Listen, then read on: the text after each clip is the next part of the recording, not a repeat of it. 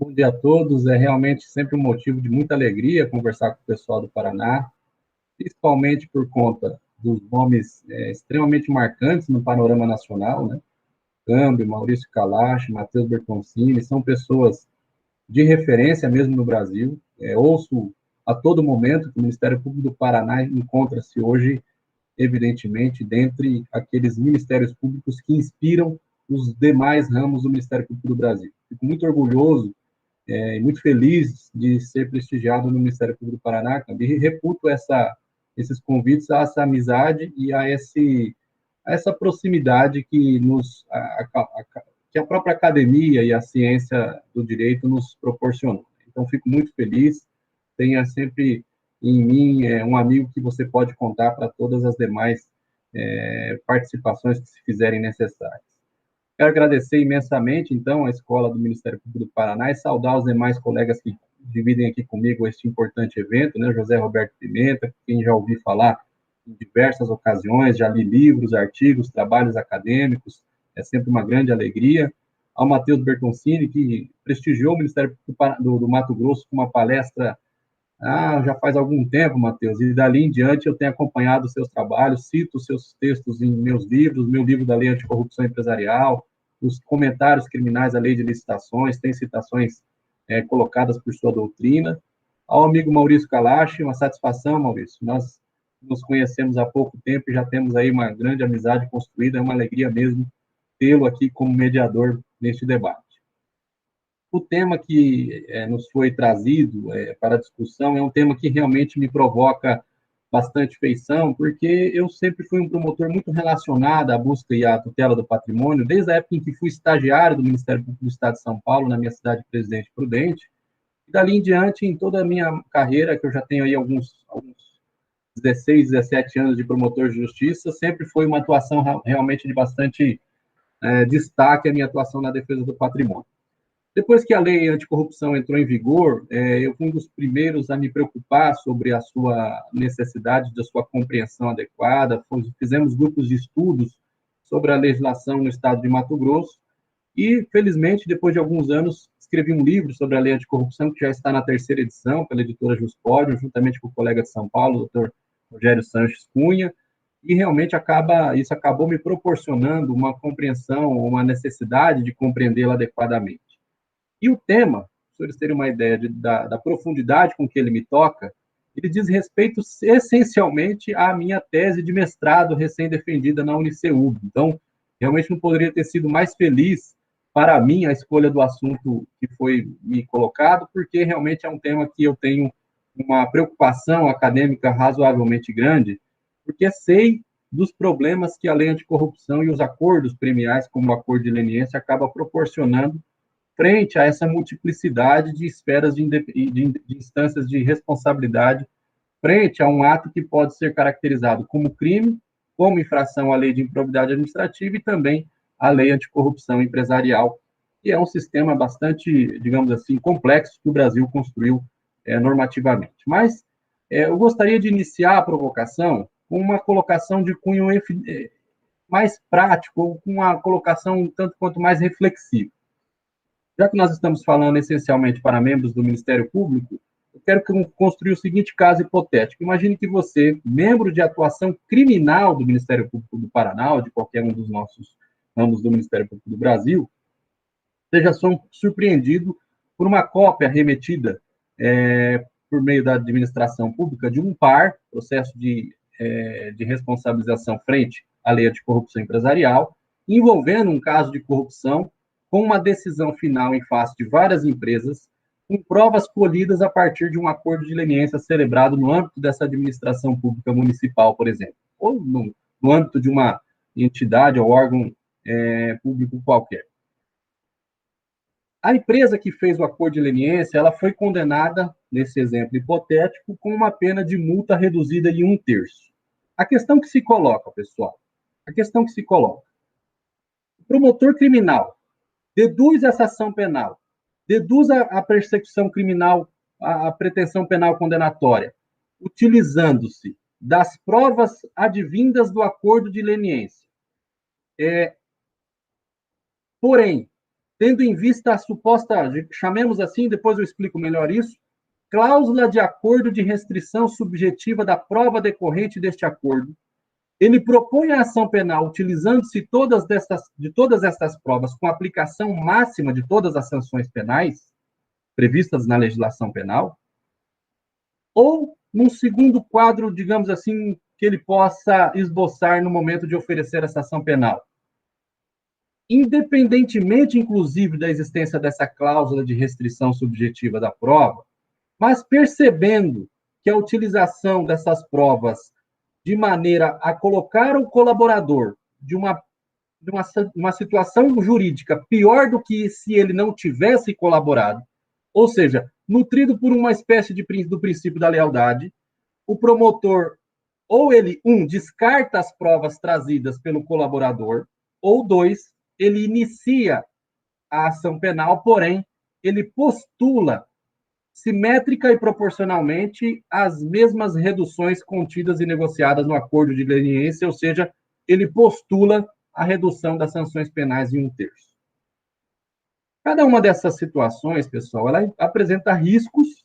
que nós temos que enfrentar, porque essas situações, elas são, digamos, plenamente possíveis de ocorrer,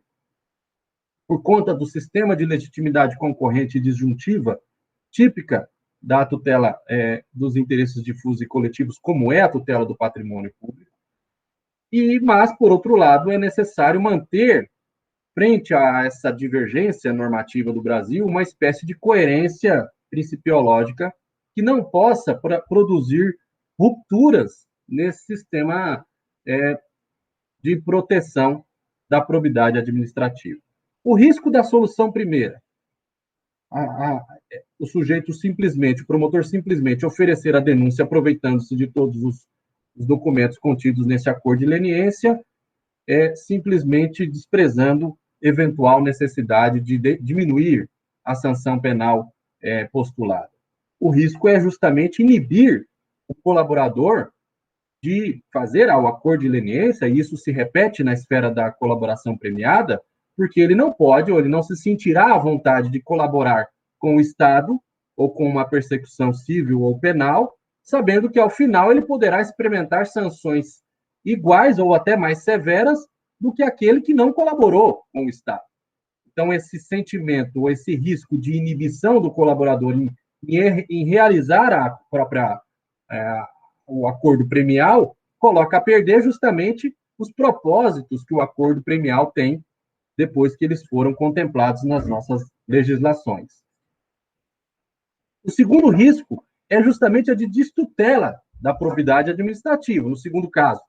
Porque se ele simplesmente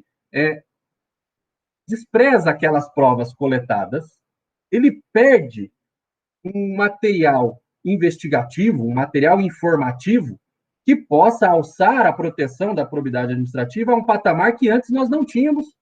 antes de concebermos os acordos premiados. Então, me parece que esta é uma solução constitucionalmente colocada pelo artigo 37, parágrafo 4º, e pelo próprio princípio da eficiência, de duvidosa aceitação. A terceira alternativa, que é a que me parece mais adequada, que é inclusive aqui para a qual eu me inclinei na defesa da minha tese de mestrado, é no sentido de que ele possa utilizar essas provas coletadas no acordo de leniência original, mas, por conta da necessidade de restar preservado princípios como da confiança legítima, da boa-fé objetiva, ele deva, de algum modo, proporcionalmente e simetricamente transferir para a tutela da esfera criminal o mesmo tipo de prêmio concedido a ele nas outras esferas, na esfera na qual o acordo de leniência, por exemplo, foi originalmente coletado. Por que nós temos que compreender mais ou menos aonde que eu trabalhei para chegar mais ou menos neste raciocínio? Meu ponto de partida, evidentemente, o acordo de leniência ele tem como função primordial a obtenção de provas. Trata-se de um meio de obtenção de provas, exatamente como acontece com a colaboração premiada. Mas naqueles delitos ou nos ilícitos que constituem a corrupção de um modo geral, chamados ilícitos consensuais, é absolutamente necessário compreender que as informações a respeito deste ilícito, se não partirem de alguém que encontra-se no interior, no centro da prática desses ilícitos, dificilmente as provas coletadas a respeito deste fato terão uma qualidade informacional adequada para uma condenação, por exemplo, criminal. O acordo de leniência, tal qual acontece com o acordo de colaboração premiada, ele tem esse ganho qualitativo, daí a expressão alavancagem probatória, porque ele produz uma melhor apreensão de elementos de convicção a respeito da prática do ilícito, porque essas informações são trazidas para o Estado por quem, de dentro do esquema criminoso, participou e é capaz de dar informações mais precisas a respeito deste ilícito. Então, essa alavancagem probatória trazida pelo acordo de leniência já responde muito das indagações colocadas no problema, porque desprezar o conteúdo probatório trazido por um acordo de leniência pura e simplesmente porque, por exemplo, a esfera criminal ou o promotor que atua na esfera criminal, na persecução penal, não participou da celebração do acordo de leniência, gera um desprezo a essa alavancagem probatória, que é uma das principais finalidades do acordo de leniência, disso não temos a menor dúvida. E já é construído no Brasil, e aqui já avançando para a segunda parte do que me foi invocado para a gente conversar, no Brasil existe, por conta desse sistema de compartilhamento ou de existência de um sistema um sistema de instâncias diferentes de responsabilidade, a possibilidade de que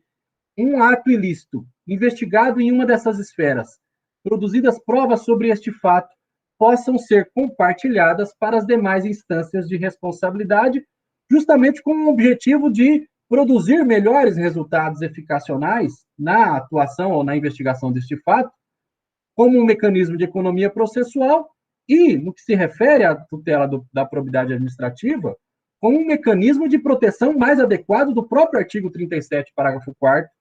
contido na nossa Constituição Federal, que me diz muito mais do que uma norma programática, me diz que nós devemos tutelar a probidade administrativa de maneira mais eficaz e mais eficiente possível,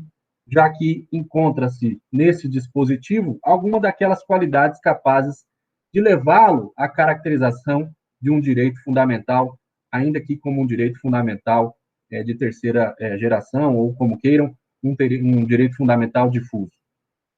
O fato é que, consolidada essa ideia de que uma prova coletada em uma dessas esferas, esta prova pode ser compartilhada, pode ser emprestada para as demais esferas de responsabilidade e de proteção da probidade administrativa, o fato é que nós não temos como impedir que as provas coletadas, eventualmente, por meio de um acordo de colaboração premiada na esfera criminal, possam ser trasladadas para um processo de responsabilidade junto à esfera da lei de improbidade administrativa e frente à esfera da lei anticorrupção, ou vice-versa. Provas coletadas por meio de um acordo de leniência junto à esfera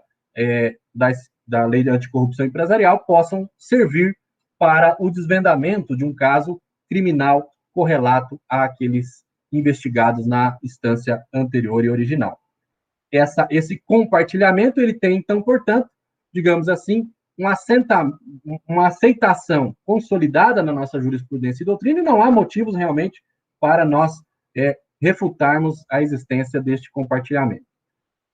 Mas nós temos um problema, que é justamente a falta, digamos assim, de uma uniformidade capaz de produzir, junto com o compartilhamento destas provas, uma resposta única capaz de produzir, digamos assim, uma espécie de contemplação ou de não traição ao colaborador de que ele está colaborando em uma instância, de que esta colaboração, que será útil às demais instâncias de responsabilidade, não lhe produzirá sanções ou responsabilidade superiores àqueles que não cooperaram, que não produziram esse mesmo tipo de postura colaborativa com o Estado. E esta situação, ela produz, ou ela se acentua, ou ela se torna ainda mais aguda, diante daquilo que nós temos constatado no país,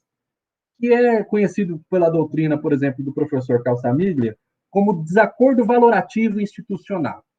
E aqui nós temos um ponto importante de ser tratado nesta fala, porque nós acompanhamos recentemente, no dia 6 de agosto de 2020, a tentativa de celebração de um acordo de cooperação técnica assinado pela AGU, CGU, Tribunal de Contas e Ministério da Justiça do Brasil, que pretendiam, ou que pretende, unificar, digamos assim, o balcão de negócios do acordo de leniência para, de maneira a simplificar, as empresas na produção ou na celebração desses acordos. Acontece que, por conta desse desacordo valorativo institucional, é possível nós vislumbrarmos que cada uma dessas instituições, isso acontece inclusive no Ministério Público, e quando eu falo isso no Ministério Público, eu falo inclusive entre membros do Ministério Público, porque nós temos, infelizmente, uma predominância dentro do Ministério Público da chamada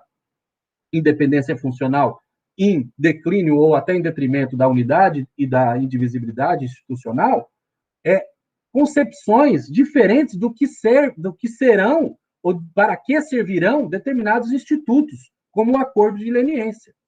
Para determinadas instituições, para determinadas agências de controle, o acordo de leniência ele deve ter uma conformação, por exemplo, muito mais relacionada ao término do conflito instaurado, como se fosse ele uma espécie de termo de ajustamento de conduta, ou chamemos assim, de um acordo meramente substitutivo, sem aplicação de sanções. Enquanto que para outros, e aqui de uma maneira geral é mais ou menos a leitura que o Ministério Público faz do acordo de leniência, ele é um acordo ou um instrumento destinado para a coleta de novas informações, não para o fim de uma investigação, muito pelo contrário, muitas vezes para a ampliação subjetiva e objetiva dos fatos coletados ou colocados inicialmente sob a investigação do Ministério Público, de maneira a não encerrar a investigação, mas simplesmente, ou ao contrário, ampliá-la, torná-la ainda mais robusta.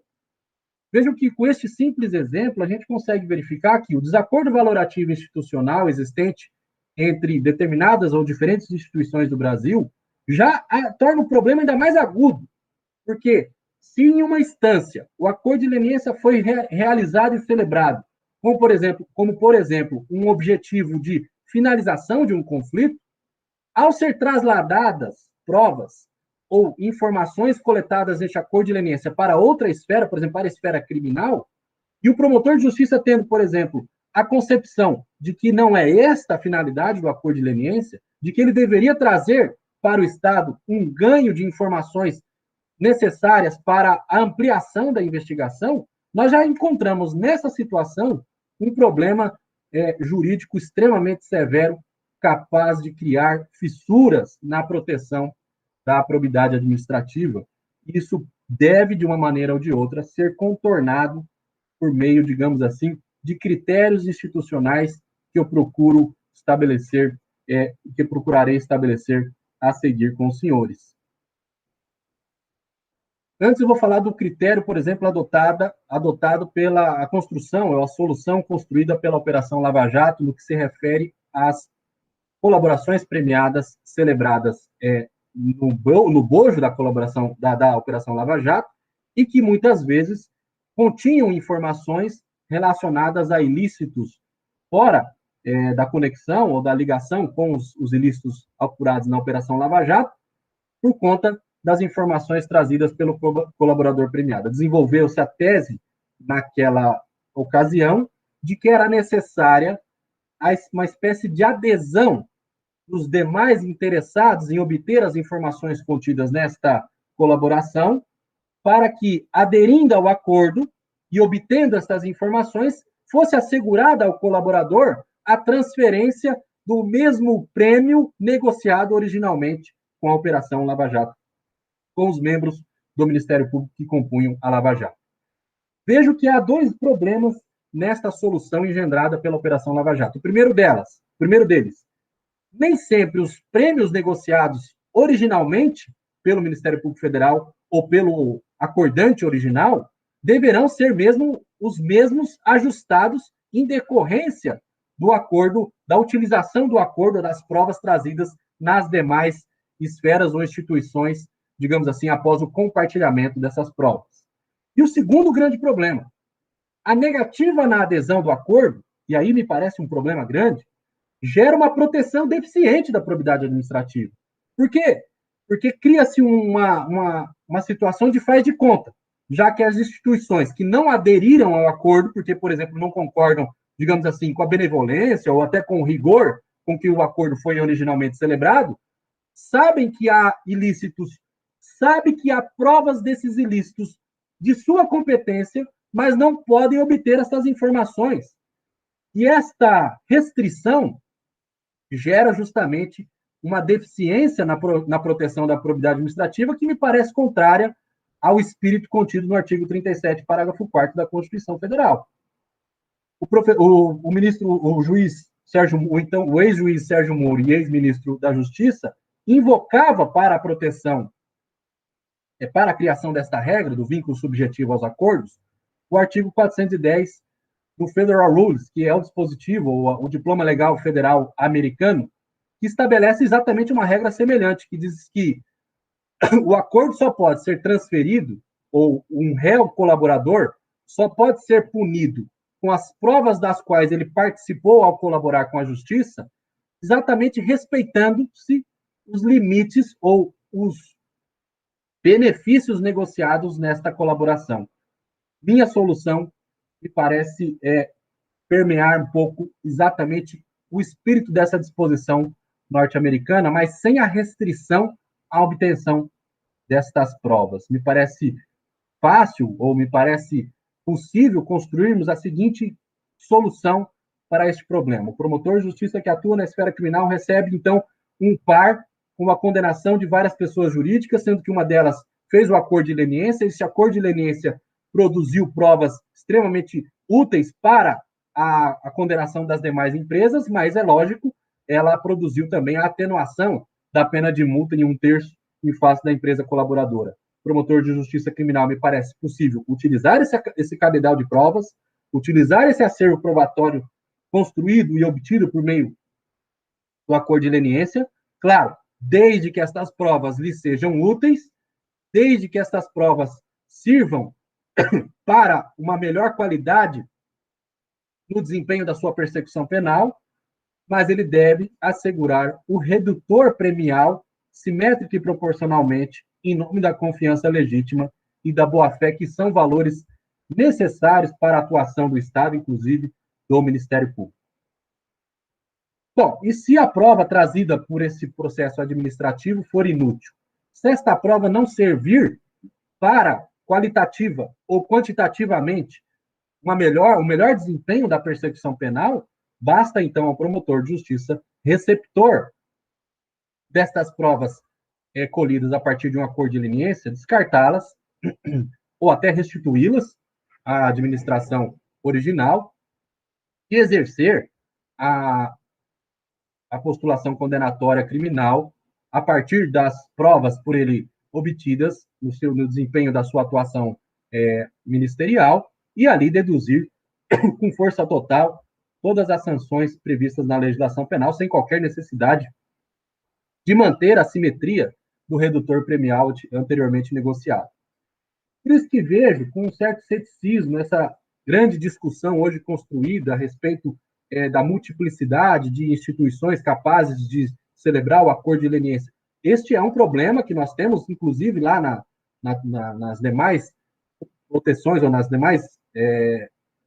demais instrumentos negociais, como, por exemplo, o termo de ajustamento de conduta, que foram, pouco a pouco, com o tempo, sendo resolvidas justamente com a construção da necessidade de desenvolvermos critérios capazes de melhor proteger esses interesses difusos. Então, por exemplo, no termo de ajustamento de conduta, há uma posição forte de que se, por exemplo, um colegitimado celebra um termo de ajustamento de conduta insuficiente para a proteção daquele interesse difuso e coletivo por um dos entes colegitimados, basta que os demais entes, ao identificarem um termo de ajustamento de conduta como este,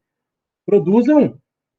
uma das 3 seguintes soluções. Ou anulem aquele termo de ajustamento de conduta anterior, ou celebrem um termo de ajustamento de conduta complementar, ou ajuizem a ação coletiva, justamente postulando junto ao Poder Judiciário a tutela complementar ao interesse difuso lesado que não tenha sido satisfatoriamente contemplado no termo de ajustamento de conduta anterior.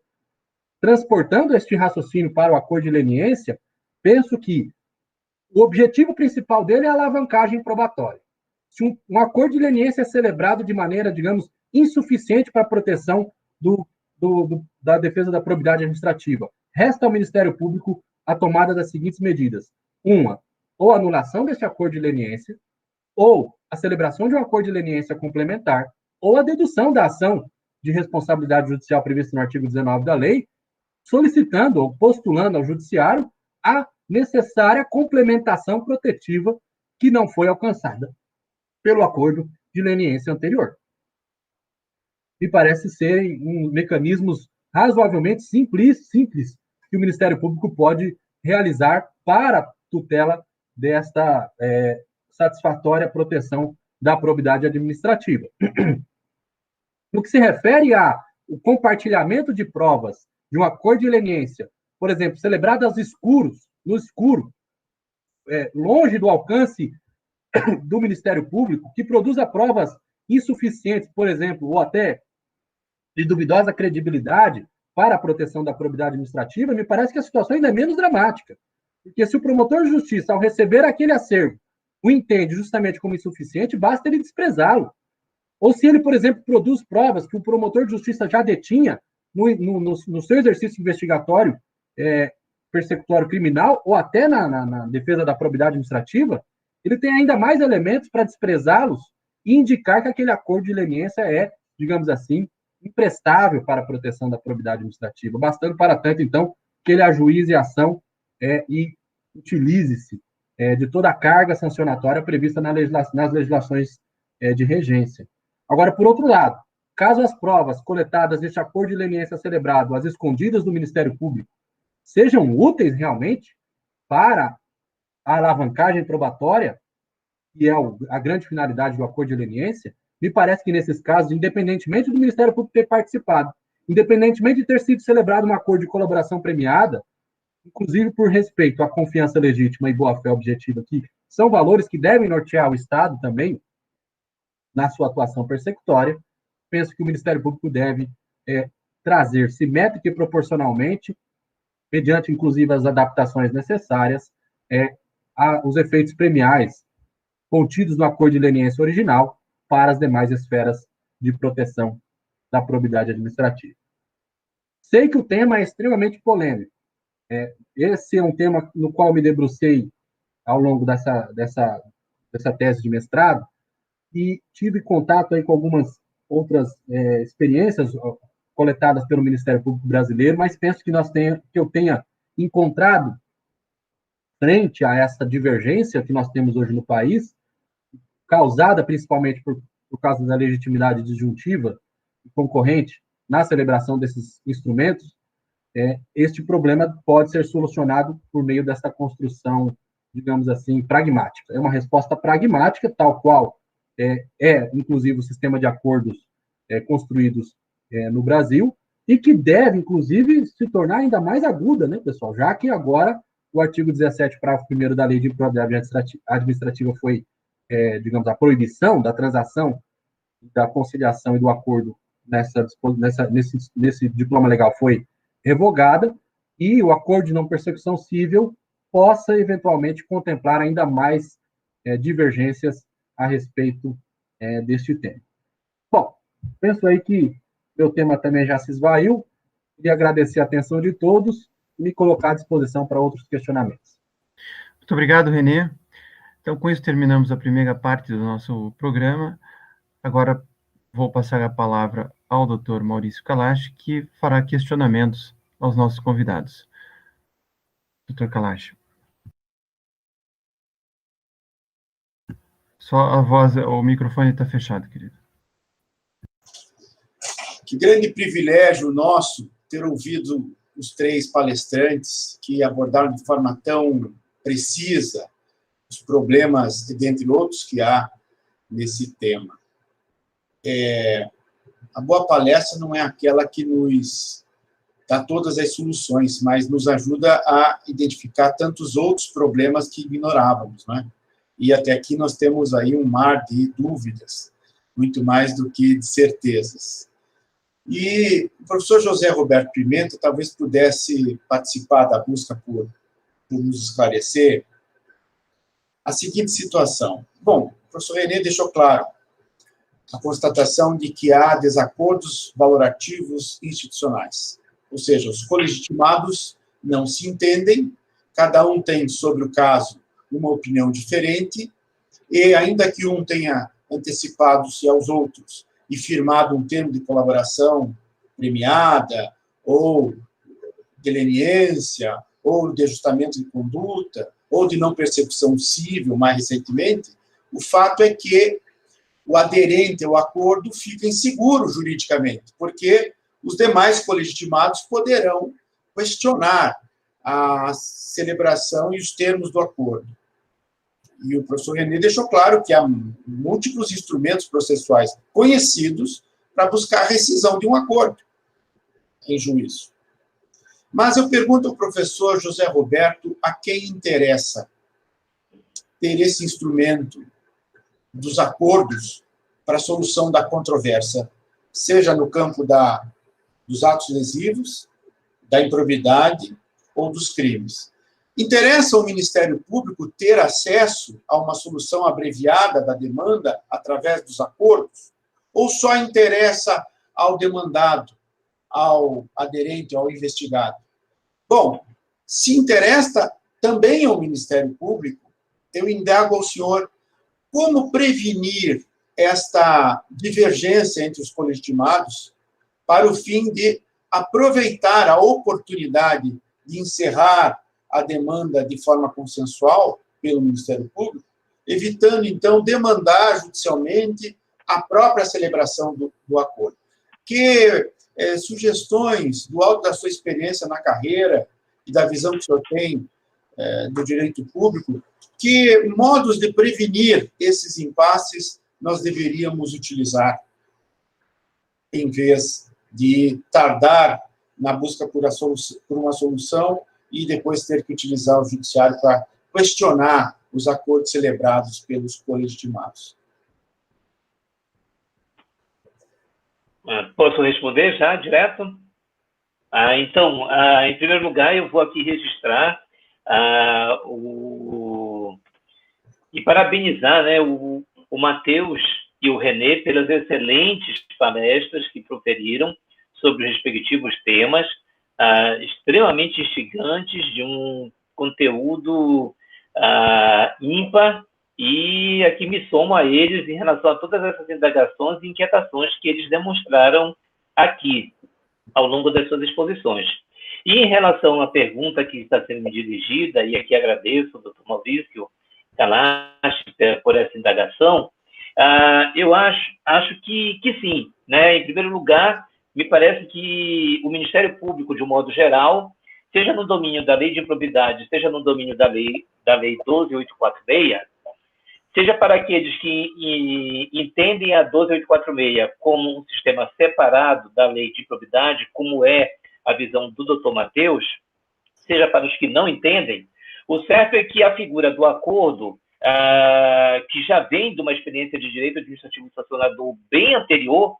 né, bem anterior à lei anticorrupção, já vem lá da primeira década dos anos 2000, no campo do direito administrativo sancionador, já vem lá com a experiência do CAD. Se a gente for rememorar no tempo, na verdade, essa ideia de consenso e atividade fiscalizadora, ela vem da década de 60, ainda da primeira legislação que tratava do CAD enquanto ele era um órgão, né? Então, ela é bem antiga. De todo modo, hoje, na feição que nós temos hoje, nós temos uma compreensão de que os acordos, eles produzem um ganho, eles podem produzir um ganho em termos de efetividade do sistema como um todo, né? Seja de aplicação da lei de improbidade, seja da lei anticorrupção. O acordo de leniência, pelo ganho decorrente da alavancagem investigativa, muito bem destacada pelo René, esse ganho substancial em termos de colaboração nesta atividade de investigação, de desvelamento de novos atos de improbidade, atos lesivos,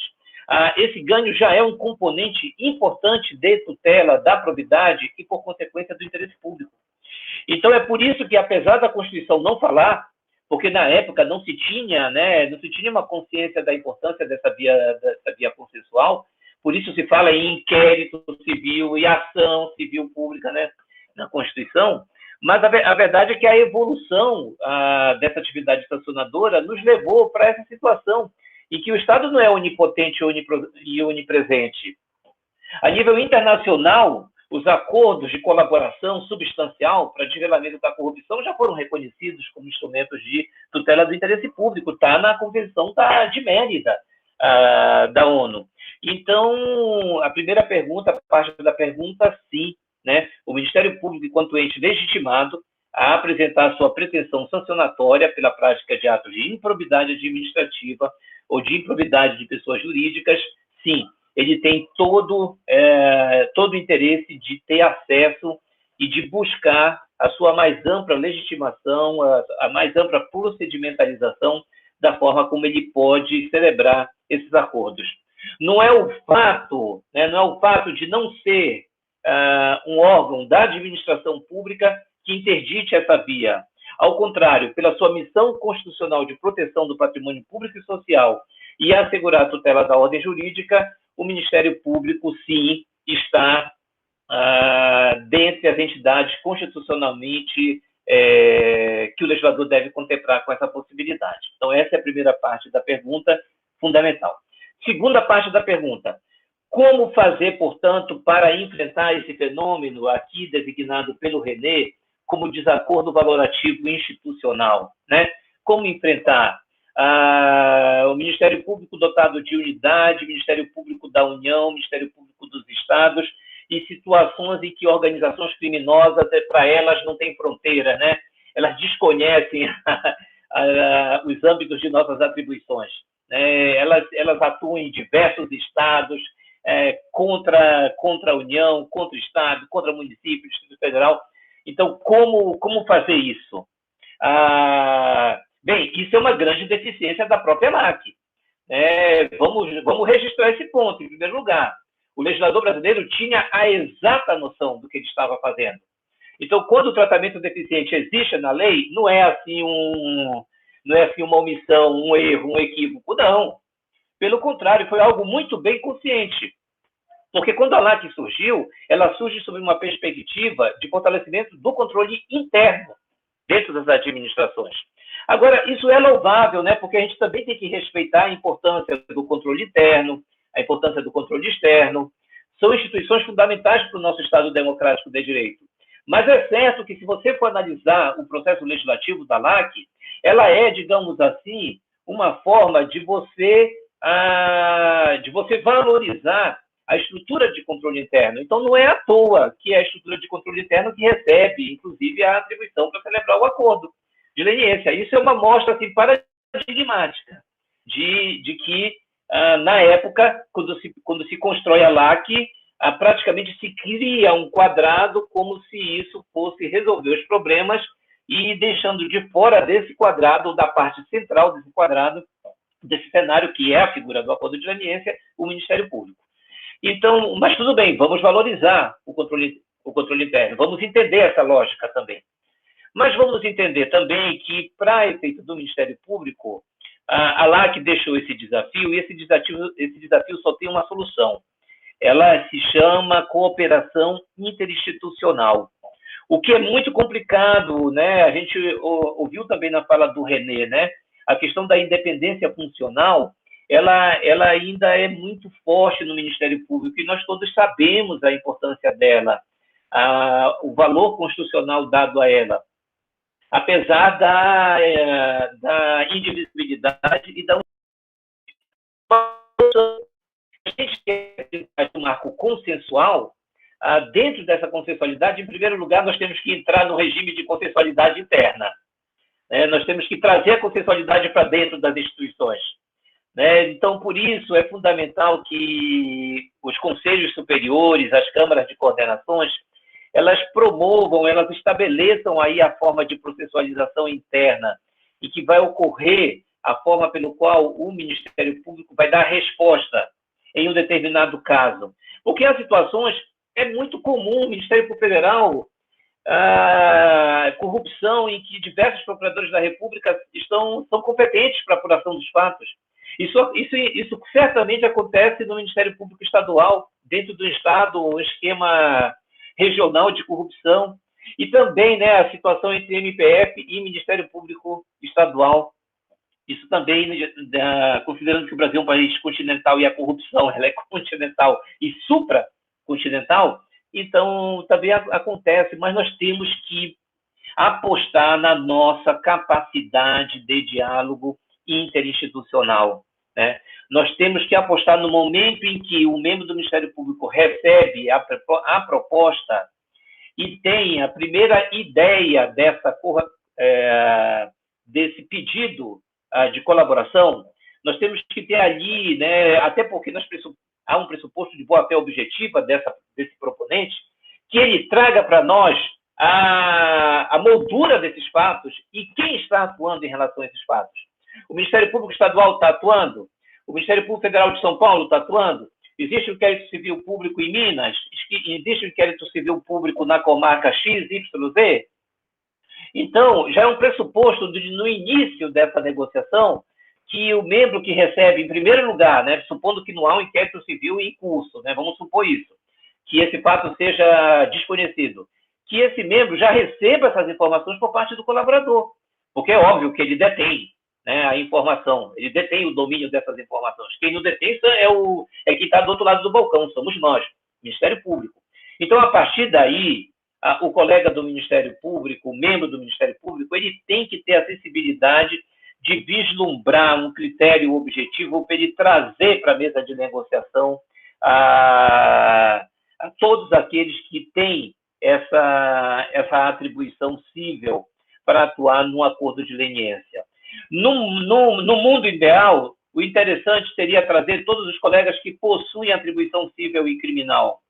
Mas nós sabemos, o Ministério Público Brasileiro ainda não uniformizou a sua forma de atuação mista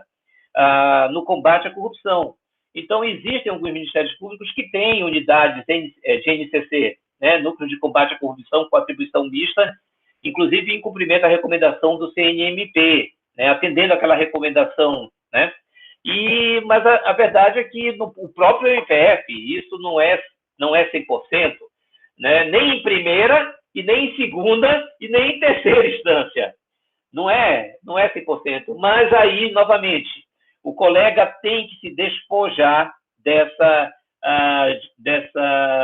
ideia, né, de independência, ou tem que aprender a exercer a sua independência funcional, trazendo para a mesa de negociação os outros colegas, né, com respeito mútuo,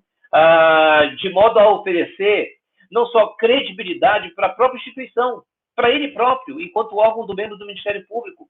né? E ao trazer credibilidade para ele confere segurança para quem está do outro lado do balcão. Então, essa segunda questão, que eu agradeço imensamente, a excelente questão trazida pelo Dr. Maurício Kalash, a resposta é aprofundamento do diálogo interinstitucional, aprofundamento, concertação. Não interessa ao Ministério Público Brasileiro promover divergências. Não dá.